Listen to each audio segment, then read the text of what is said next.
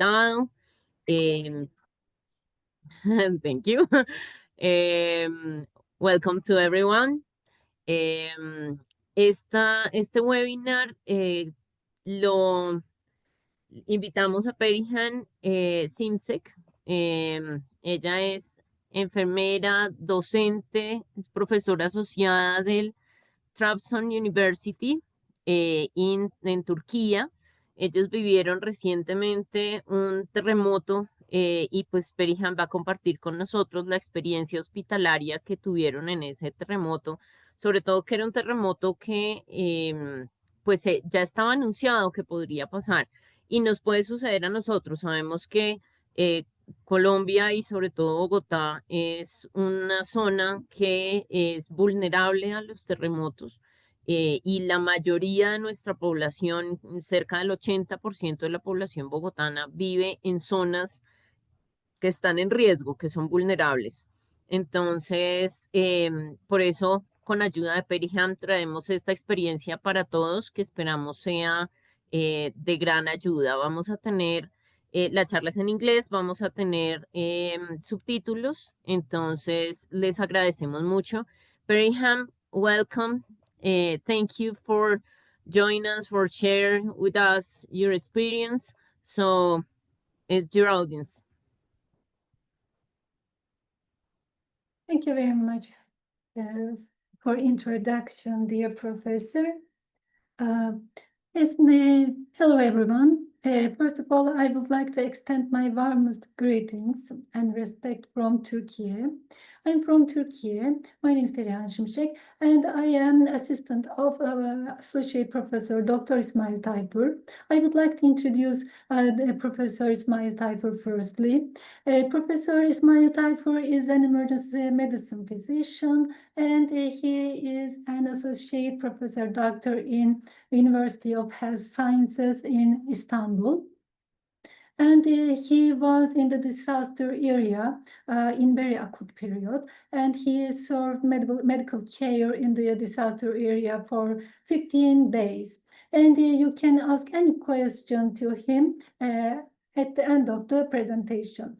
And I am a nurse and I am working at the Trabzon University at the Department of Emergency Aid and Disaster Medicine. And before the presentation, I would like to thank with all of my heart for the organizer of this valuable seminar. And I would like to extend my sincere thanks to Sandra Castelblanco Betancourt for giving me this opportunity. And also I would like to thank David Suarez Rincon for his help. Thank you so much. And today we will talk about a hospital experience of Kahramanmaraş earthquakes in Turkey. And in our presentation, firstly, we will talk about a little bit Turkey, then we will discuss about natural hazard profile of Turkey. After this, disaster preparedness of hospitals in Turkey, we will say something about this. Then we will look at we will have a general view of the February 6, 2023 earthquakes. And finally, we will handle the impact of the earthquakes and what did we learn after this devastating earthquake. And here Turkey, as you can see, Turkey is on a connection point between Europe and Asia. It is very strategically important location, and we have a very old history, more than 100 years. So in Turkey, you can see amazing historical architecture. Also, the natural beauty is breathtaking of Turkey, in Turkey.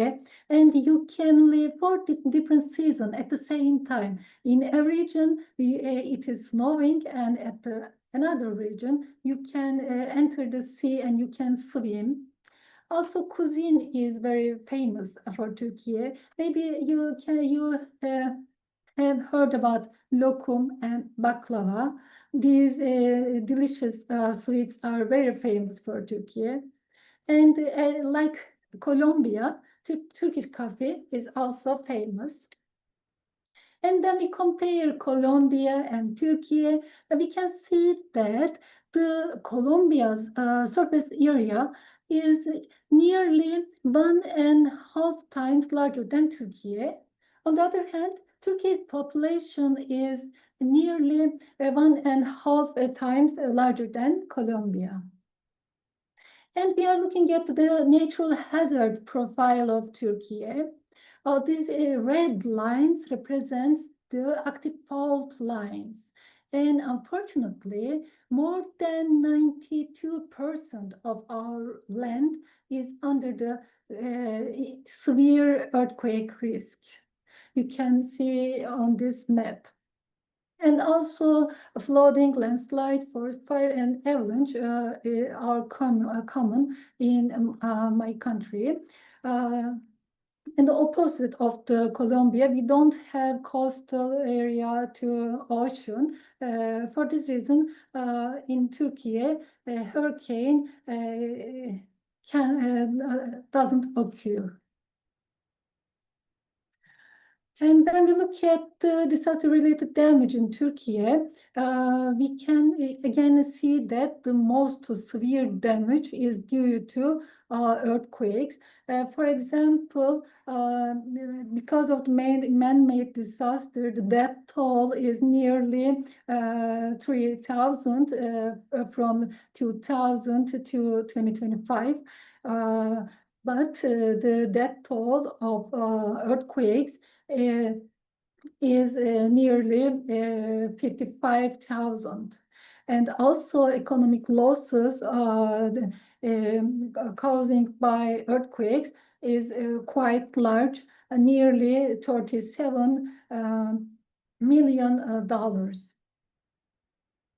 And as we mentioned, earthquake is very important hazard in Turkey. Historically, we experienced frequently very destructive earthquakes.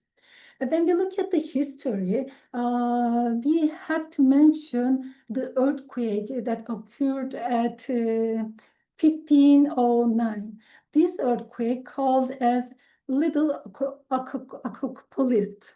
And the voice of the destruction was heard from the Egypt, and Egypt is far away from Turkey, almost 1,250 kilometers. And almost 250 years period, severe earthquakes, very destructive earthquakes happened in Istanbul region. You can see on the map Istanbul here. We can give some example of the huge earthquakes on 1766 and 1894. These are the main reason for the destruction and demolition caused by these earthquakes was the faulty in construction and vulnerable buildings and the heavy load on the floors.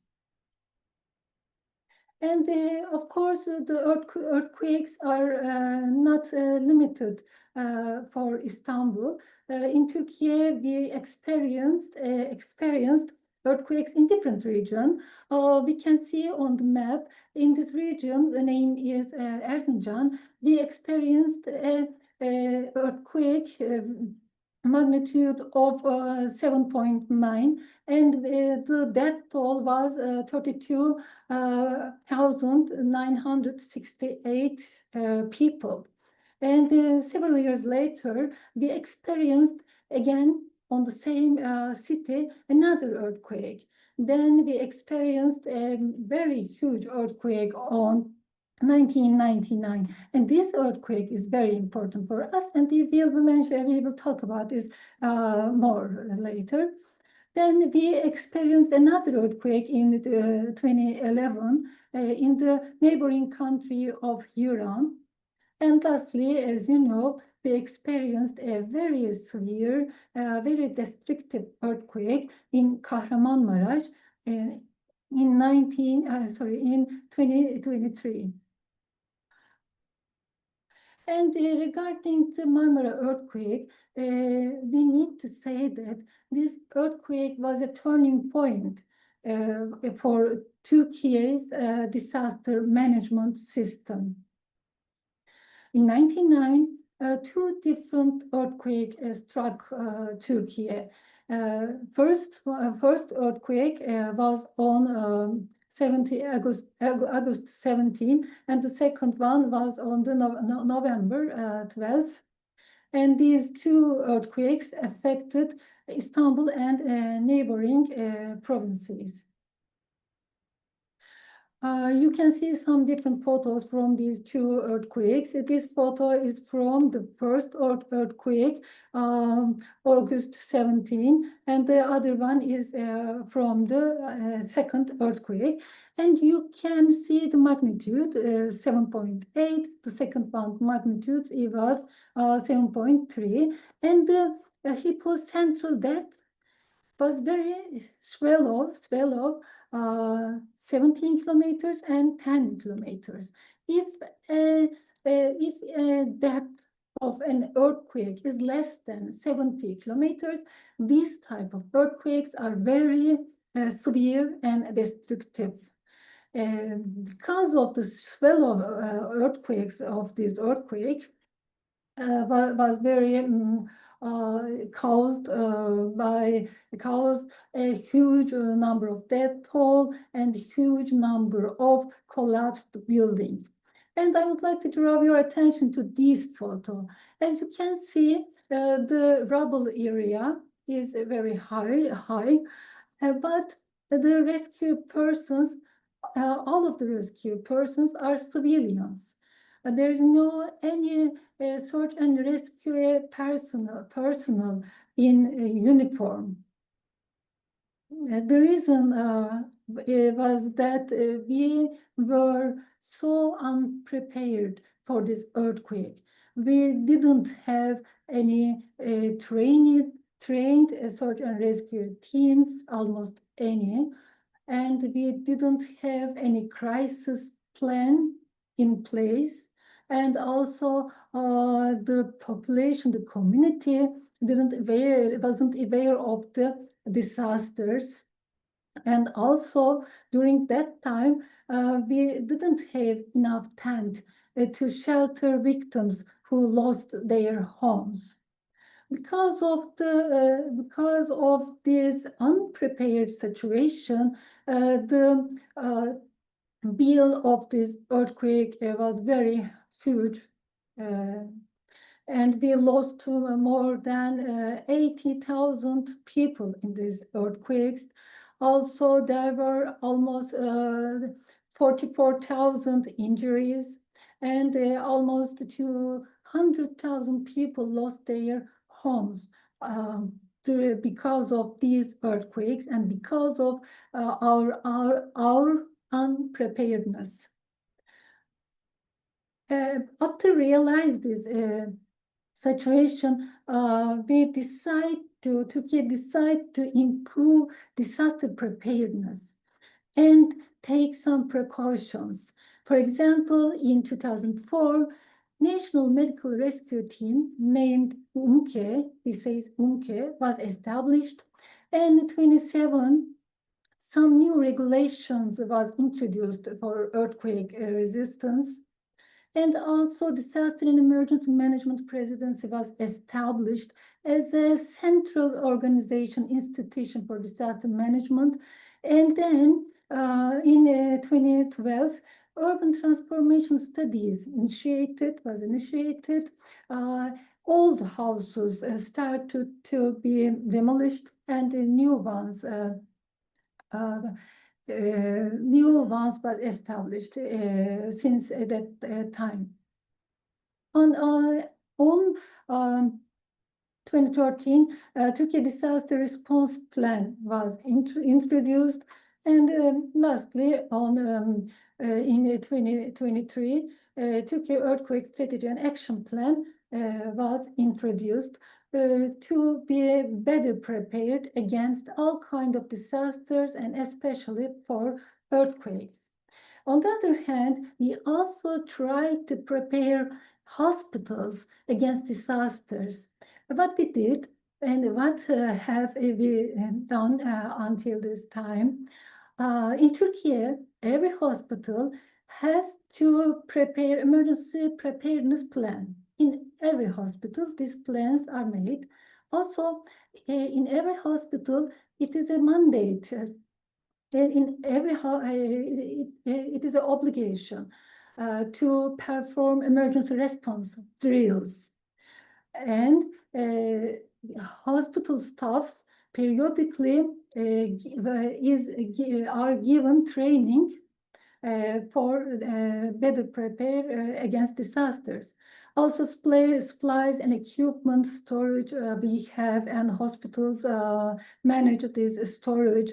And every hospital has emergency evacuation plans. And in Turkey, for disaster preparedness, disaster management stakeholders come together and discuss about what can we do for disaster preparedness. All of these works are carried to prepare hospitals for disasters. And we have conducted these studies to be resilient against earthquake, especially earthquake in Istanbul. We were waiting an earthquake in Istanbul because periodically, almost 250 years periodically, a huge earthquake occurs in Istanbul. And also scientific papers says that a big earthquake awaits for Istanbul. So we are prepared for Istanbul. Istanbul isn't capital city of Turkey, but it is the heart of Turkey. And it is the home of 16.6 million people, and it covers half of the industrial potential of Turkey. So Istanbul is a very important city of Turkey, the most important city maybe. While we were waiting an earthquake in Istanbul, suddenly on February 6th, a huge earthquake struck Kahramanmaraş. You can see the detail of the earthquake. The first earthquake occurred in a province of Kahramanmaraş. At the same day, the second earthquake again struck the region. The magnitude of the first one was 7.7, and the depth was 8.6. And you can see these earthquakes are also very shallow. And the second earthquake, magnitude of the second earthquake was 7.6, and the depth was very close to the ground.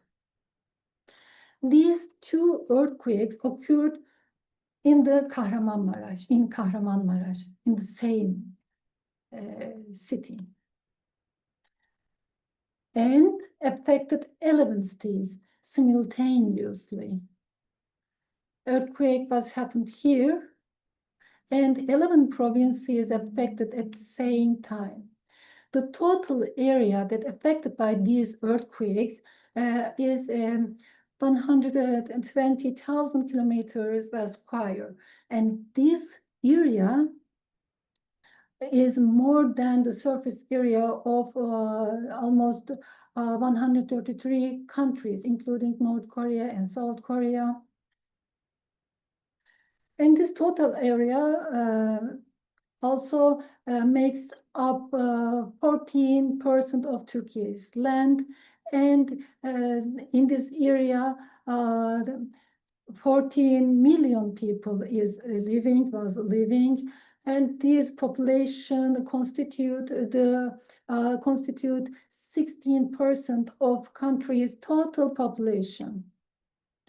And the earthquake was very severe, very huge, very destructive, and it caused a surface rupture.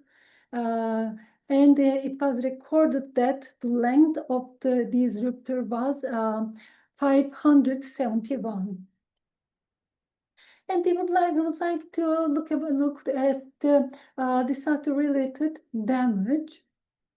Firstly, we would like to say the damage on the population. The population was affected severely, culturally and socially, and economically, and physically and mentally. And also another damage was the collapsed buildings. In the disaster area, approximately 300,000 buildings were collapsed or severely damaged. It was a huge number and unbelievable situation. Thousands of people were under the rubble during the disaster, after the disasters. And also another damage was on the agricultural sector. Due to the earthquakes, the agricultural sector suffered a loss of approximately $595 million. And you can see an olive gray that there is a huge fissure that separated two parts of the grave, all olive graves. There are two parts of the grave, and in the middle of this grave, there is a large fissure caused by the earthquakes. And another damage was on the transportation, the road. The length of the roads that were damaged and need to be reconstructed exceeds 1,188 kilometers. This distance is almost equal to the distance between Bogota and Panama. And of course, because of this unbelievable and huge disaster, there were huge number of casualty and injured people. The most common injuries were lower extremity injuries, and the percentage was about 55%.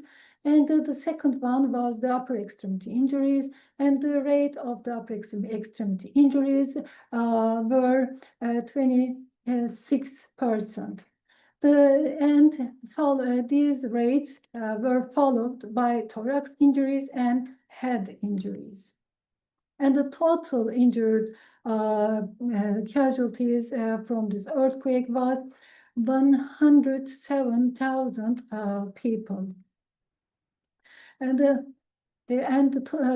toll was 56,705 persons. Besides physiological injury, the earthquakes naturally caused a mental injury for all of the country, not in just a disaster area. All of us severely affected by this earthquake. And survivors reported anxiety at the rate of almost 70%. And depression was detected among survivors at the rate of 61%. And also stress is very common at the rate of 58%. And also post-disasters stress disorders rate was 17% after disasters. Because of the huge number of collapsed buildings, thousands of people under the rubble after the earthquakes. And a total of more than 55,000 citizens were rescued from the rubble alive. And it was very cold during the disasters time. For this reason, metabolism were slowed. And thanks to this physiological adaptation, in the 11th day, we managed survive people under the rubbles alive. And you can see our Prime Minister of, Health Prime Minister, and he is personally care about the victims of the disasters. And now we will talk about the effect of the earthquakes on specifically hospitals. You can see in the slide Professor Ismail Tayfur. Professor Tayfur served medical care in the disaster area for 15 days, and this is a medical tent, and they are providing medical care for the victims. In this photo, you can see volunteer healthcare workers and deployed healthcare workers around the medical tent, and also some victims of the earthquakes. And in this photo, you can see medical supplies in the disaster area. And the earthquake affected not only people, but also animals. And despite experiencing immense destruction and deep sorrow, people didn't neglect the animals after disaster. And when we look at the hospital, we can see that, unfortunately, 42 hospitals were severely and moderately damaged because of the earthquake, due to the earthquake.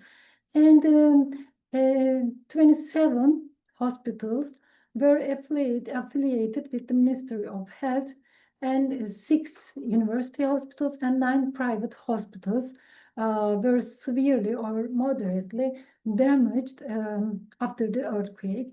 And this photo represents an hospital in Hatay province of Turkey. You can see how severe the damage was. And you can see another hospital in this photo. It also shows us that a hospital couldn't be served after earthquake. And we would like to share a video with you. You can see Hatay in this video before and after the earthquakes. Earthquakes happened in Kahramanmaraş, but the most affected city was Hatay. Since Hatay is a plain city, and the surface liquefaction was a severe problem, and due to this problem, the destruction is very severe in Hatay. Hatay is also important for religion, for Islamic religion and also Christian religion, because Hatay is the city that Christianity, after Jerusalem, it is the first city where Christianity spread. And also those who believed in Jesus were first called Christians in Hatay. Hatay is very important city for religion. Hatay is also a port city. We need to mention this. And we would like to say that Hatay built on a plain, and it suffered extensive destruction due to soil liquefaction. The death toll was larger from the other cities, and the collapsed buildings were more than other cities when we compare. You can see the before disaster. We are looking at the situation before disaster, and we are seeing the situation after the disaster.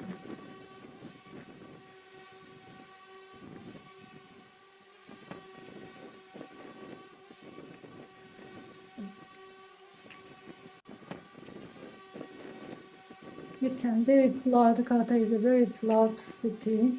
It is it is an agricultural area also.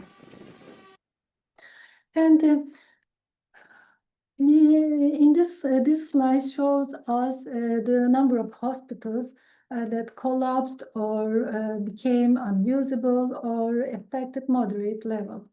And Hatay is the first, or is in the first order.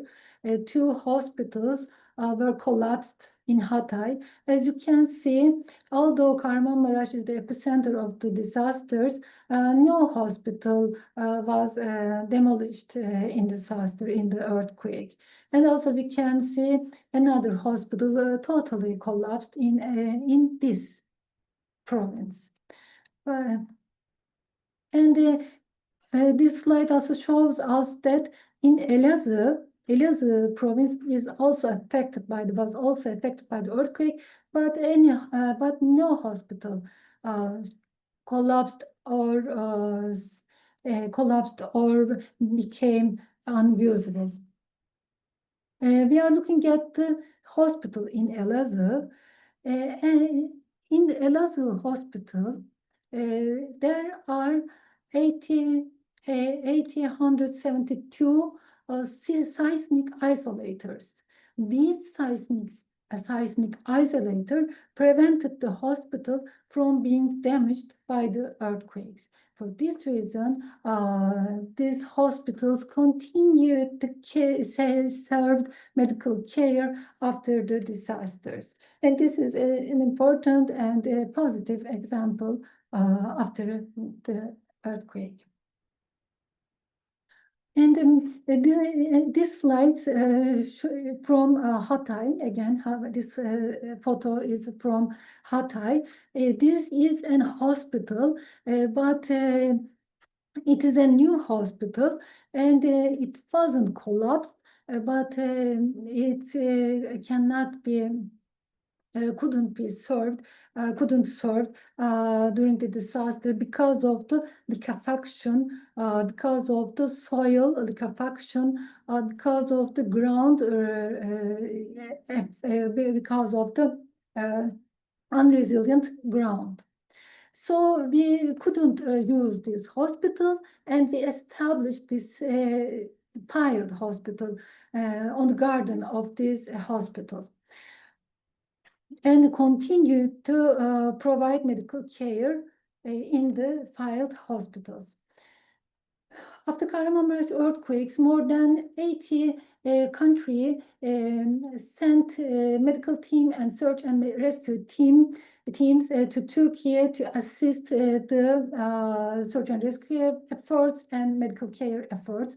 One of these countries was Colombia, and we would like to sincerely thank for your assistance and for your help during this important and heartbreaking crisis. And thanks to the help from abroad, we achieved to establish 77 pilot hospitals in total 11 provinces in the first month following the earthquake. And we can see the pilot hospitals from a drone view.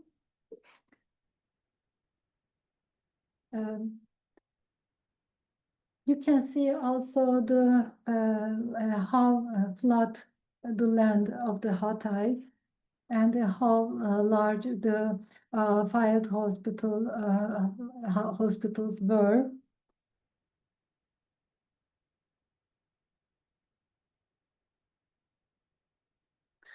Yes. Yes. These hospitals sank to the ground. For this reason, we couldn't use this hospital during the disaster time. And this is another hospital. Again, it was on the hot. And the hospital, this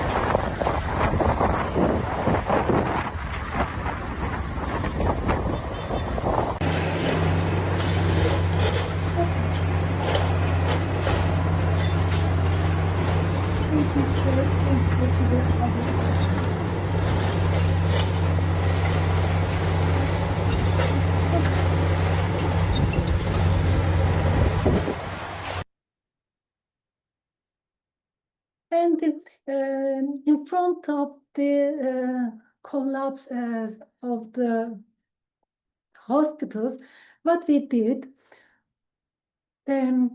patients from damaged hospital were transferred to the hospital in nearby provinces, and also UMKE and the ambulance teams continued to provide healthcare services in the rural area.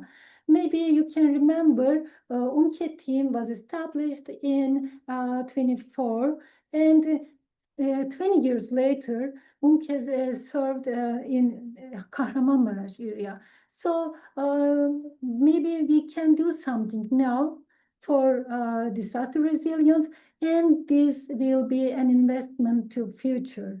And maybe be prepared for disaster is our responsibility for the next generations. And another critical issue during the medical care provision process, what was the critical issues? One of the critical issues was the dead bodies. A significant number of people lost their lives during this earthquakes, and the bodies remained near the field hospitals and tents for nearly 3 days. And the organized burial operations began around the 3rd day, unfortunately. Being kept the dead bodies around the medical facilities, around the medical tents and field hospitals resulted some hygiene problems and also some emotional problems for healthcare providers. In a project of Professor Ismail, a nurse said that it was absolutely unbelievable. Bodies were placed in body bags and laid out one by one along the side. I don't even know what to say. It's a disaster situation. There are so many limitations. I just wish it hadn't been that way. It breaks our hearts to see it. It's unbearable. And another critical issues during the medical care provision process was the lack of the logistics supply materials. Before earthquakes, we prepared themselves and we stored medical equipments, medicines, and logistics. But the warehouse, storage buildings were collapsed. So we couldn't reach the supplies and equipment, and this was an important and critical issue, especially in the first day of the earthquake. Then aids arrived the area and medical equipment's problem was solved. Also, another critical issues was the collapse of the dialysis units. This situation significantly hindered the treatment of patients requiring dialysis. And after experience this hard situation, what did we learn? Hospitals and other healthcare facilities should be located areas in that are resilient to disasters, and the hospitals in the area with high earthquake risk should be equipped with seismic isolators. And also, we have to be prepared.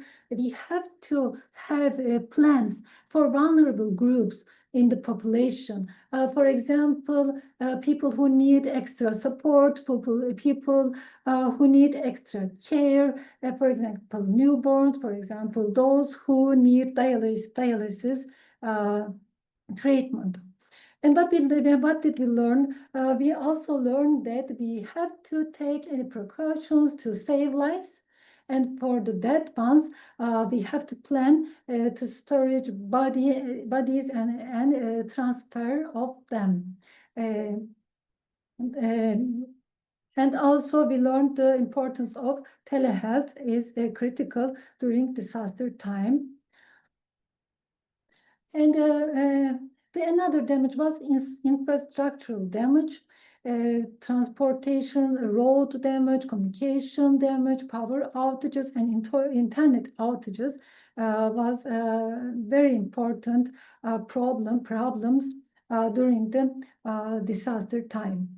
And because the roads were affected and collapsed, and we transport the patients using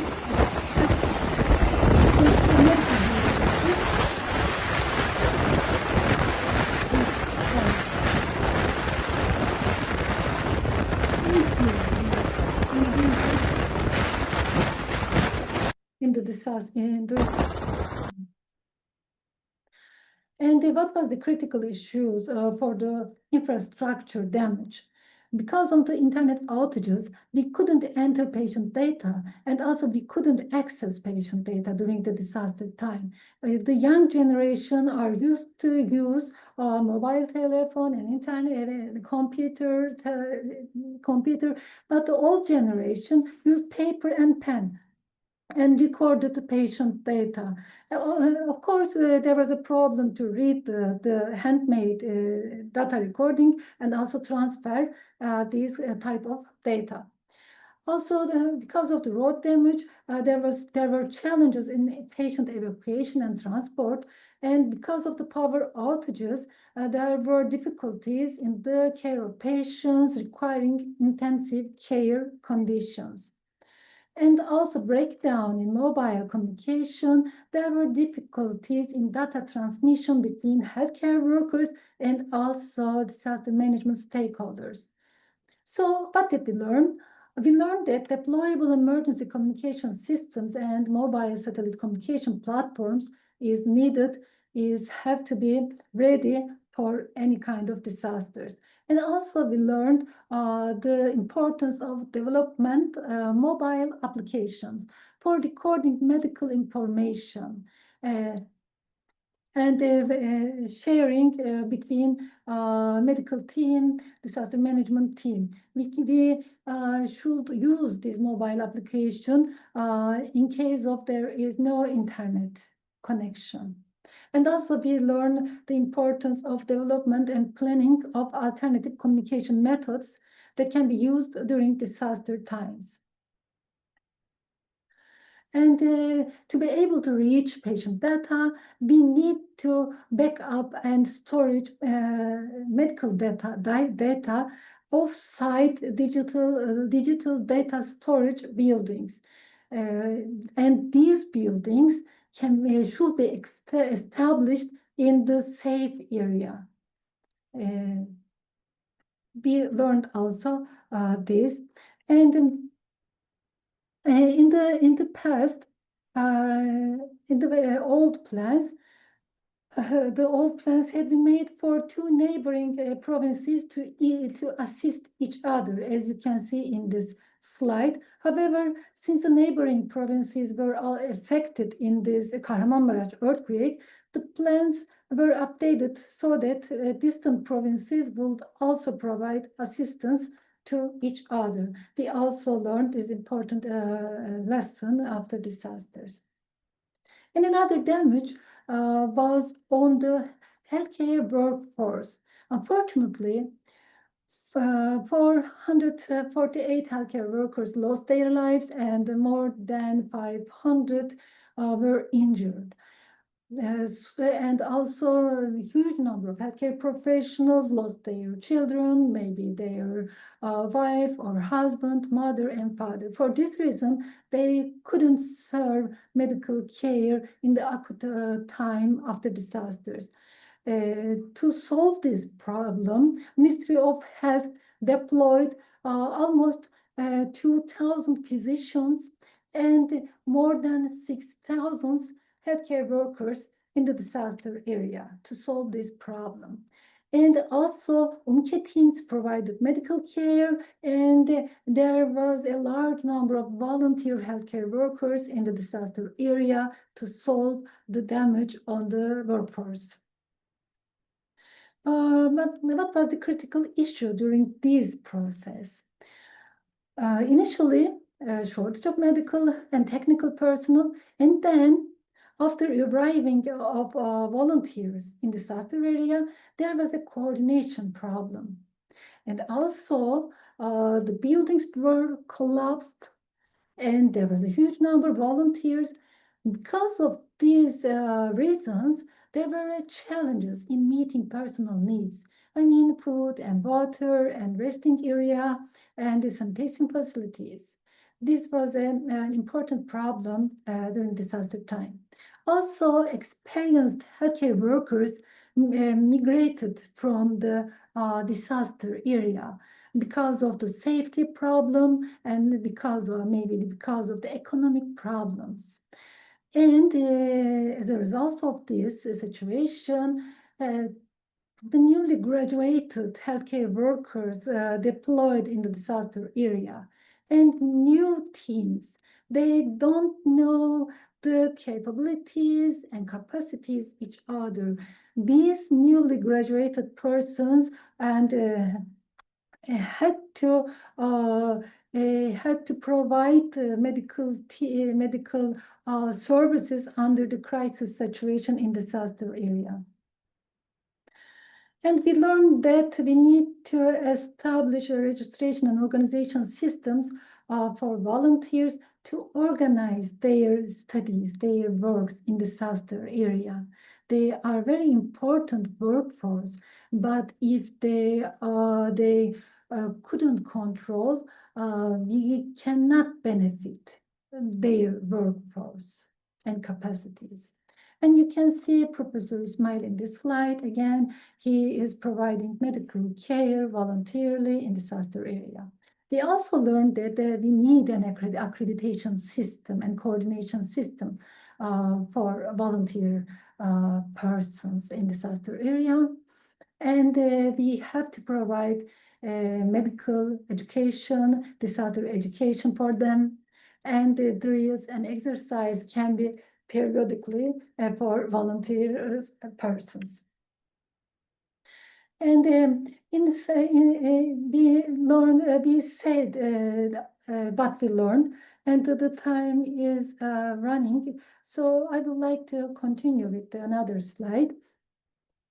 After talking about Turkey and the Kahramanmaraş earthquakes and its damage, we know that Colombia is also a seismically active country and faces a high seismic risk in many areas of its territory due to its location at the boundaries of the tectonically active place along the Pacific Ring of Fire, which is the most seismically and volcanically active zone in the world.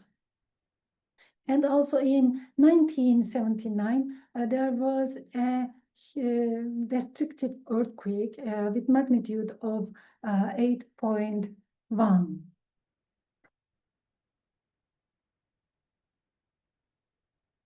And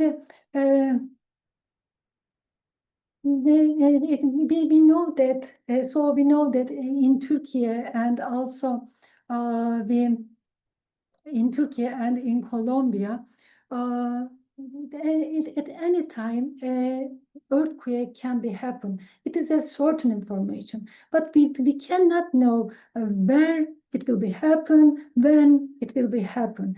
And there is no scientific way to know this information. But it is certain that we have to be prepared. We have to take any precaution to be resilient against disasters and against earthquakes. Earthquakes and disasters always teach us very important lessons, but also these leave unforgettable pain in our heart, in our soul, and in our life. So no one wants to learn in this way. So please start preparing today and don't wait until a disaster strikes. Thank you so much for this opportunity, and thank you so much for your patience. Thank you so much for listening to me. I would like to extend my sincere regards and thanks. Thank you, all of you. Thank all of you. If you have any question, Professor Ismail and I would like to answer. Thank you so much. Thank you very much, Perihan. It's an amazing, incredible, and difficult experience. Thank you for sharing with us all of this. Thank you very much. Si tienen alguna pregunta, Alex Camacho, tienes la mano levantada. Hi, good morning from Washington, D.C. My name is Alex Camacho. I'm the Disaster Reduction Unit Chief of the Pan American Health Organization. Congratulations for your excellent, amazing presentation and all the work that you have done during the response to this earthquake and the recovery as well. I was really impressed and I want to take your last sentence on safe hospitals are the backbone of community resilience in time of crisis. And I'd like to know your point of view on how useful has been the safety hospital index assessment in Turkey and also in the outcomes of this earthquake response. Over to you and congratulations again. Thank you so much for your very important question, dear professor, and also thank you so much for your kind words. Safe hospitals are very important. Firstly, the reason is to provide medical care, first of all. In this acute crisis situation, hospitals deployed medical care providers in the disaster area, pre-hospital stage and in hospital stage can be effectively managed if the hospital is resilient and if the equipment, if the personnel, medical staff is ready for disasters. Hospitals very important for responding disasters in the aspect of medical care, firstly, in the medical treatment, medical services. Firstly, in this way, the safe hospitals, resilience hospitals are important. And also hospitals are very important to coordination in the disaster management process in terms of public health. After a disasters, as you know, the infrastructure damage is inevitable. And because of the infrastructure damage, there is a threat of communicable diseases. There is also, for another reasons, there is a threat of mental health diseases. Then there is many kind of public health problem risks. To manage these risks, hospitals have to be strong. And to manage all of these kind of threats, all of the disaster management stakeholders can have coordination and collaboration. To manage these collaborations, hospitals have to be strong, have to be resilient, and have to be safe for community and disaster management process. Thank you so much. Thank you so much. I'm leaving my contact details. I'd like to have a further conversation with you, and I'll be honored of that. And congratulations to LaCardio Hospital as well for the LaCardio to the organization of this meeting. Thank you so much. It will be our pleasure. Thank you so much. Thank you very much. Ana Navillo?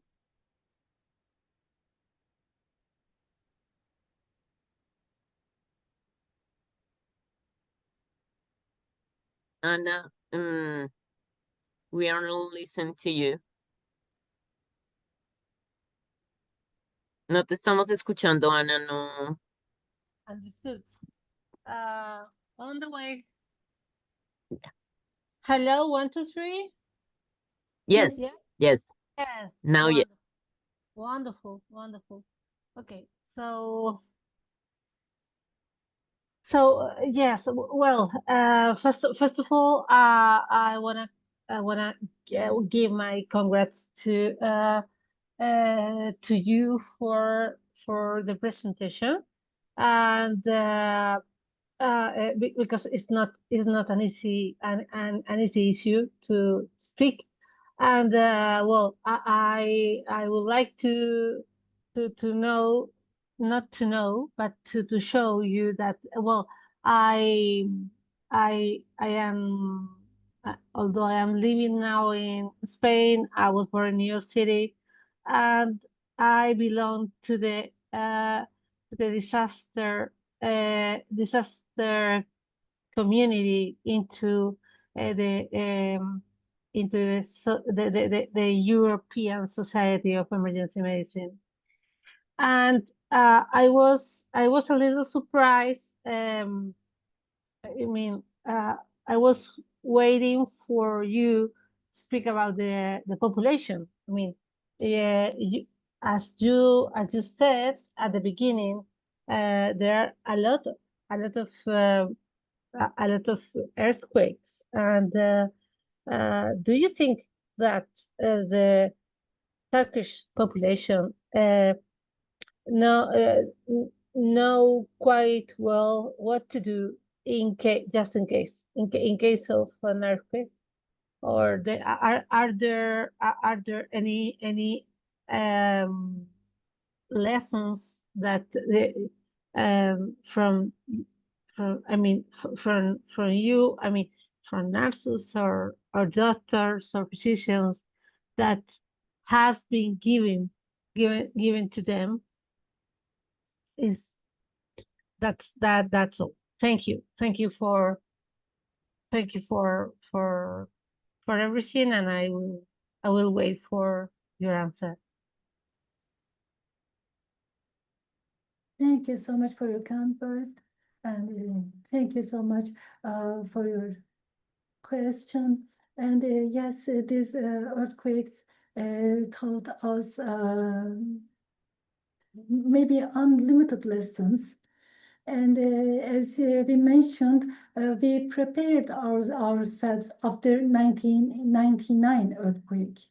We changed our view of disaster management, and we tried to decrease the risks of disasters. We tried to make us stronger in terms of search and rescue teams, in terms of medical teams, and all kinds of preparedness activities were carried out very strictly. But as you see in the slides, the buildings weren't strong. They are collapsed, and thousands of people were under the rubble. And the cars, the transportations cannot enter between the homes, between the collapsed buildings to rescue people. So the first stage is having strong buildings. Your medical staff can be talent, maybe genius, and he knows everything.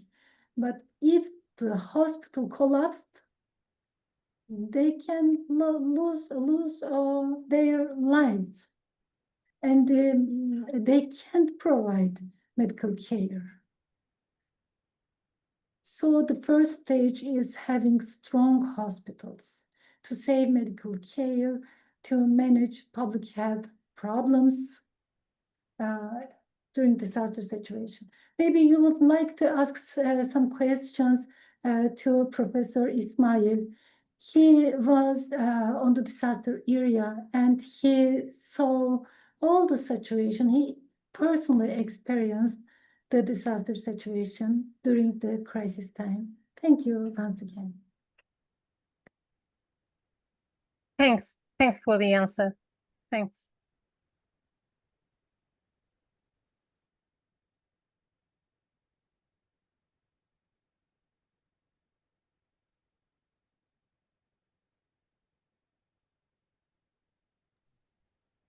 Anyone else? Hi, everybody.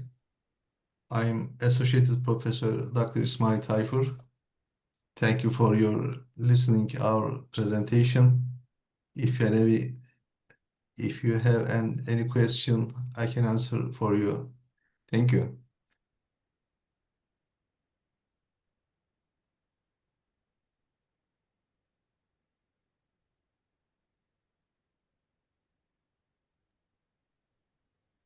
Okay, thank you, everyone.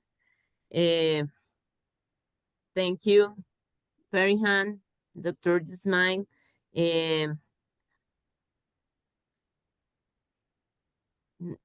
And difficult, very difficult experience that we could learn about it. So thank you for sharing with us all of this, of your experience. We hope we will don't suffer this, but it's a fact that we have to prepare as like hospitals, as community, as country. So thank you for your time, for your experience. Thank you for everyone who connected to this chart. So we hope we could join with us in another meeting. So, thank you. Muchas gracias a todos. De verdad, muchas gracias por conectarse. Esperamos que esta experiencia que nos compartieron desde Turquía, pues nos sirva a todos para ver la realidad de estas situaciones y que de verdad, pues nos preparemos. Empecemos a prepararnos desde ya, no esperar hasta que tengamos una situación en la cual tengamos que sufrirlo sin estar preparados. Entonces, muchas gracias a todos y feliz día, que estén muy bien. Thank you. Perihan, Have a biz de- nice day, have a nice week. Thank you to everyone. Bize bu seçkin topluluğa konuşma imkanı verdikleri için biz de Suzan'a ve bütün ekibe çok teşekkür ediyoruz. Professor Ismail wants to extend his sincere thanks to all of you for giving us the opportunity to be these distinguished medical professionals and the attendant audience. Thank you so much for this opportunity. Thank you. Perihan, we have some people that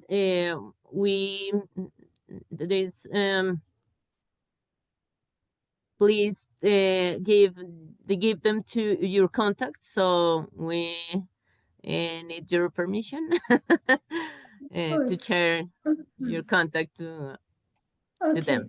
Okay. I will leave my contact information and the professor's İsmail Tayfur's contact also.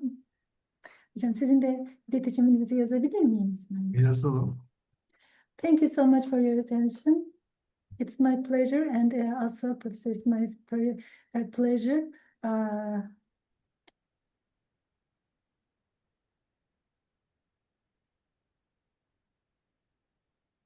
Thank you very much. In the chat, we are writing the contact. Yes, this is my email address. Yes, the two of you. Thank you very much. Thank you to everyone. Muchas gracias a todos por su asistencia. Esperamos tenerlos en otra oportunidad. Muchas gracias. Thank you so much. See you later. Thank you. Bye bye. Thank you.